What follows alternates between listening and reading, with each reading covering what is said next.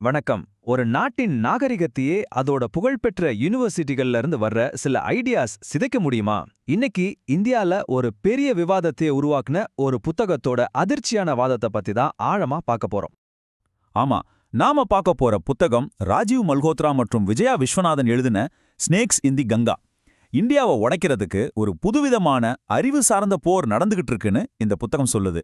அப்படி என்னதான் வாதத்தை முன்வைக்கிறாங்கன்னு விரிவா பார்க்கலாம் வாங்க. இந்த புத்தகத்தோட வாதத்தை ஒரு இன்வெஸ்டிகேஷன் மாதிரி ஸ்டெப் பை ஸ்டெப்பா பார்க்கலாம். முதல்ல பிரேக்கிங் இந்தியா 2.0 சொல்றாங்களே, அந்த முக்கியமான குற்றச்சாட்டு என்ன?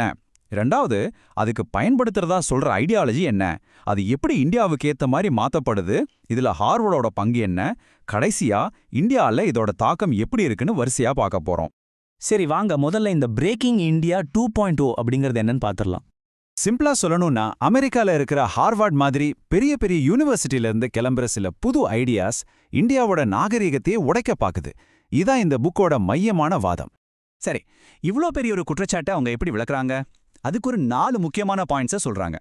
நாமளும் அதை ஃபாலோ பண்ணி போலாம். முதல்ல அமெரிக்காவோட கிரிட்டிக்கல் ரேஸ் தியரி, அப்புறம் அது எப்படி இந்தியாவுக்கு ஏத்த மாதிரி கிரிட்டிக்கல் காஸ்ட் தியரியா மாறுது, இதுல ஹார்வர்டோட பங்கு என்ன, கடைசியா இதனால எப்படி ஒரு புது இந்தியன் எலிட் குரூப் உருவாகுது, இதெல்லாத்தையும் தான் பார்க்க போறோம். சரி, அவங்க சொல்ற அந்த சித்தாந்த போர்ல முதல் அத்தியாயத்துக்கு வருவோம். இந்த புக் சொல்றபடி இந்தியாவுக்கு எதிரா பயன்படுத்துற அந்த பவர்ஃபுல்லான அறிவுசார் ஆயுதம் அது என்ன? அதுதாங்க கிரிட்டிக்கல் ரேஸ் தியரி, ஷார்ட்டா சிஆர்டின்னு சொல்லுவாங்க.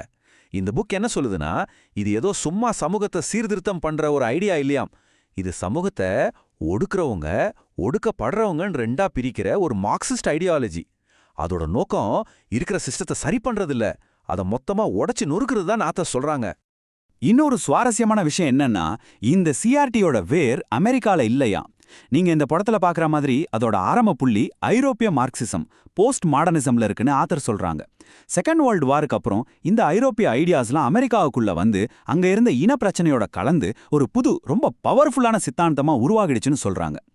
அப்போ இந்த சித்தாந்தம் எதுலேருந்து வித்தியாசப்படுது?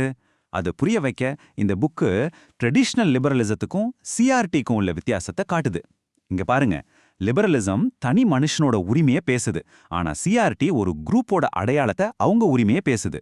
சமமான வாய்ப்பு, அதாவது ஈக்குவாலிட்டிக்கு பதிலா சமமான ரிசல்ட்ஸ், அதாவது ஈக்விட்டியை கேக்குது. முக்கியமா பழைய சிஸ்டத்தை ரீஃபார்ம் பண்றதுக்கு பதிலா அதை மொத்தமா உடைக்கணும்னு சொல்லுது. சரி, இப்போ கதையோட அடுத்த கட்டத்துக்கு வருவோம். அமெரிக்காவோட இனப்பிரச்சனைக்காக உருவான ஒரு தியரி எப்படி இந்தியாக்குள்ள வருது, எப்படி அதை இந்திய சூழலுக்கு ஏத்த மாதிரி மாத்துறாங்க, இந்த புக் அதை பத்தி என்ன சொல்லுதுன்னு பார்க்கலாம். இந்த அடாப்டேஷனோட மைய புள்ளியே ரொம்ப சிம்பிளானதுதான் ஆத்தர் சொல்றாங்க. அதாவது அமெரிக்காவோட ரேஸ் பிரச்சனைய அப்படியே இந்தியாவோட கேஸ்ட் சிஸ்டம் மேல பொருத்தி பார்க்கறது. சிம்பிளா சொல்லணும்னா, அமெரிக்கால பிளாக்ஸ் இருந்த இடத்துல தலித்களையும், ஒயிட்ஸ் இருந்த இடத்துல பிராமின்ஸ்களையும் வச்சு ஒரு புது நரேட்டிவா உருவாக்குறாங்க. புக் என்ன சொல்லுதுன்னா, சிஆர்டியை இப்படி இந்தியனைஸ் பண்றது தற்செயலா நடக்கல.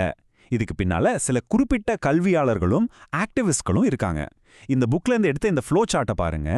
காஸ்ட்ங்கிறது ரேசிசத்தோட ஒரு வடிவம் தான் அப்படின்னு ஆரம்பிச்சு அதை ஹார்வர்ட்ல எப்படி ஒரு பெரிய கேம்பெயினா மாத்துறாங்கங்கிற வரைக்கும் இந்த கிரிட்டிக்கல் காஸ்ட் தியரி எப்படி படிப்படியா வளர்ந்துச்சுன்னு காட்டுது.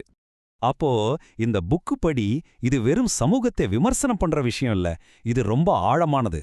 சமஸ்கிருதம், குரு சிஷ்ய பாரம்பரியம், குடும்ப அமைப்பு, வேதங்கள்னு இந்திய நாகரிகத்தோட அஸ்திவாரத்தையே உடைக்கிறதுக்கான ஒரு பிளான் பண்ணுன மூவ்.